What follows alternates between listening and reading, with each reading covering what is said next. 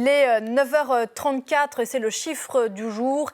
Un triste chiffre, 67, c'est le nombre de journalistes tués dans l'exercice de leur métier ou en raison de leur profession à travers le monde en 2025. Chiffre publié ce mardi matin par l'association, par l'ONG Reporters sans frontières. 67, c'est plus que l'an dernier. RSF qui fait aussi, vous le voyez, état de 503 journalistes détenus à ce jour dans 47 pays du monde. Et parmi eux, notre confrère Christophe Glaise, condamné la semaine dernière à 7 ans de prison en appel en Algérie pour, je cite, apologie du terrorisme. Bonjour Anne Bocandé. Bonjour. Vous êtes la directrice éditoriale de Reporters sans frontières qui publie donc ces chiffres comme chaque année pour cette année 2025. La tendance est malheureusement à la hausse, on va y revenir dans un instant. D'abord sur ce chiffre de 67 journalistes tués en 2025. La moitié d'entre eux, écrivez-vous, ont été tués dans la bande de Gaza, sous le feu des forces armées israéliennes. En effet, les journalistes, on le répétera jamais assez, ne meurent pas, ils sont tués. Et cette année, en effet, c'est près de la moitié des journalistes qui l'ont été par l'armée israélienne, des journalistes tués, ciblés, dénigrés aussi, dans une enclave palestinienne que l'on sait toujours fermée. Donc, en effet, un chiffre encore terrible. Donc, c'est en effet près de la moitié cette année des journalistes tués sous le feu de l'armée israélienne. Et vous l'avez précisé à l'instant, on s'éloigne un peu du sujet, quoique la bande de Gaza, alors que le cessez-le-feu est en vigueur entre le Hamas et Israël, est toujours fermé aux journalistes étrangers, ce qui fait peser aussi là davantage de risques sur les journalistes palestiniens. Bien sûr, et rappelons que cela fait plus de 2 ans désormais que que l'enclave de Gaza est fermée, interdite d'accès aux journalistes étrangers, interdite aussi que les journalistes palestiniens puissent sortir, toujours sous le feu de bombardements, d'une situation humanitaire désastreuse. Et rappelons par ailleurs, du coup, les chiffres aussi depuis octobre 2023 au global, ce sont plus de 220 journalistes qui ont été tués au global depuis octobre 2023 dans la bande de Gaza, et on continue évidemment d'appeler à leur protection et d'appeler aujourd'hui à l'ouverture, dans ce contexte de cessez-le-feu, à l'ouverture de Gaza sans tarder. Il est urgent que cela se passe. 67 journalistes tués dans le monde en 2025, soit dans l'exercice de leur profession, soit à cause de leur profession. C'est une tendance inquiétante ?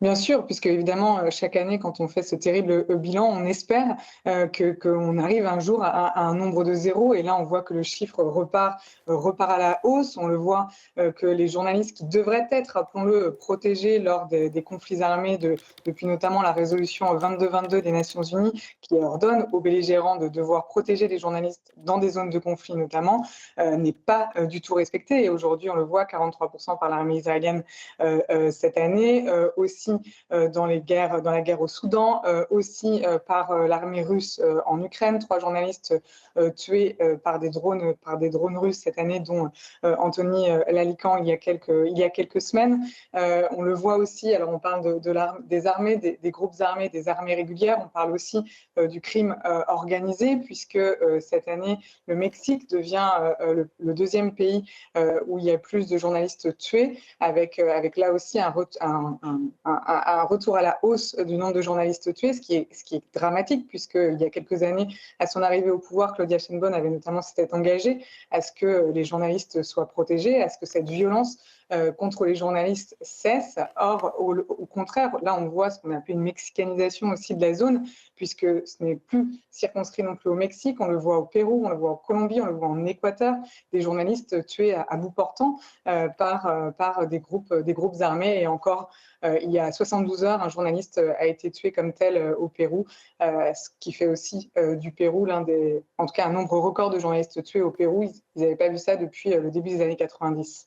Il est important de rappeler, Anne Bocandé, que faire ce bilan chaque année, comme vous le faites à RSF, ce n'est pas un réflexe corporatiste. Les menaces qui pèsent sur la profession concernent évidemment tout le monde. Bien sûr, quand on parle de ces journalistes qui ont été tués, qui ont été ciblés, c'est parce qu'ils étaient en train de nous informer, tout à chacun, qu'ils étaient en train de travailler sur des sujets que d'autres voudraient cacher, dissimuler. Et c'est bien parce qu'ils sont engagés dans cette mission de nous informer qu'ils ont été tués ou qu'ils sont entravés, enfermés, puisque 503 journalistes sont aujourd'hui enfermés parce qu'ils font ce travail de vous informer sur un certain certain nombre de sujets à travers le monde aujourd'hui. Et c'est évidemment un sujet qui concerne tout à chacun. Est-ce que les ennemis de la presse libre aujourd'hui se logent forcément là où on les attend ? Ce qu'on voit en tout cas aujourd'hui, c'est que quand on parle en effet des armées régulières, donc lors de conflits armés, quand on parle du groupes organisés, de crimes organisés dans des zones comme le Mexique notamment, mais on a pu voir aussi des chiffres terribles en Haïti encore, en République démocratique du Congo.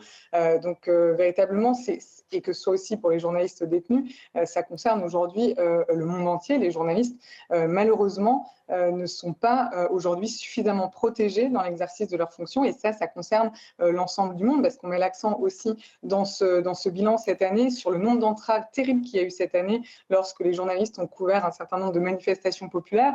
Et là, ça va de la Serbie au Népal, en passant aussi par les États-Unis. On voit aussi malheureusement une recrudescence du nombre de journalistes contraints à l'exil dans un certain nombre de pays. Donc autant de signaux au global particulièrement inquiétant dans l'ensemble du monde aujourd'hui.